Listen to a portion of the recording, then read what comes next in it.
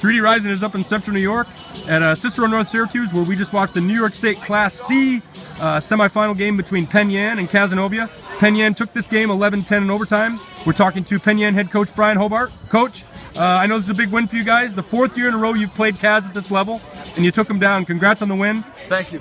Just take us through the emotion of this victory and I guess the preparation going into it. What a roller coaster today. You know, up 8-2, and then we're down 10-9. You know, but we relied on our veterans today.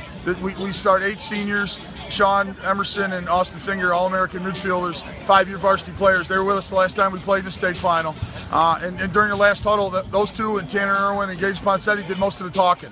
It wasn't the coaching staff. It was keep your composure, win the next 2 minutes. We're all right. This is what we've planned on doing. Talk about, going into this, knowing that you've played these guys, 3 years in a row and that they've taken you down. Talk about, what you do to try to prevent any sort of mental letdown, or that you beat yourself ahead of time before you even go in, that kind of thing. One of the first things we talked about with them after our win Saturday in Akron was, this isn't 2013, 14, or 15. This is 2016. It's the kids in our locker room versus the kids in their locker room. We love those kids that played for us in the past, but it wasn't about them. It was about this group of kids.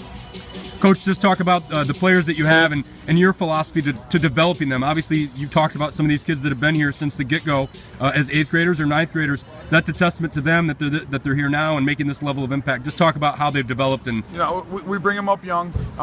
Sean and Austin, they came up. Austin had a real limited role, played D-midi. Sean played extra man, but they played against really good players every day. And when they were freshmen, they took larger roles. And by the time they were sophomores, they were polished players ready to produce. Then Craig Gerhardt's a 4-year player. Johnny Lupino's a 4-year player. Connor Finger's a 9th grader starting on our first midfielder. It's his 2nd year on the varsity. We challenge them to rise to the occasion because we know down the road they're going to be real good players. And it seems that when we say development as it comes to Penn, it never really ends. I mean, you got guys in the stands, barking and going crazy. You've got parents here. I know your mom's here, rooting, cowbell. I mean, this is a serious family that comes out and supports this team. And talk about how important it is to you guys winning this game, with that support behind you. That was fantastic. I looked over after the game, and there's about 20 of our former players screaming and yelling. It truly is my big extended family. Coach Gleaner started that, and there's guys from back into the 80s when I played that still come and support this program. Families come. You see the celebration afterwards. My mom hasn't missed a game and I don't know how long, banging that cowbell. A lot of pride in our community. We tell the kids we play for the 7 letters across the front of our chest.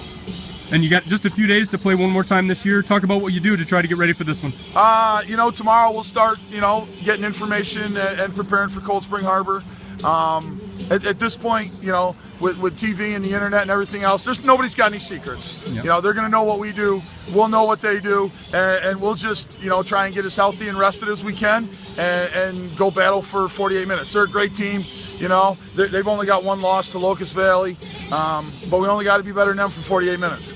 Coach, thanks so much for your time. Congrats on this win. Awesome. Thank you, Casey.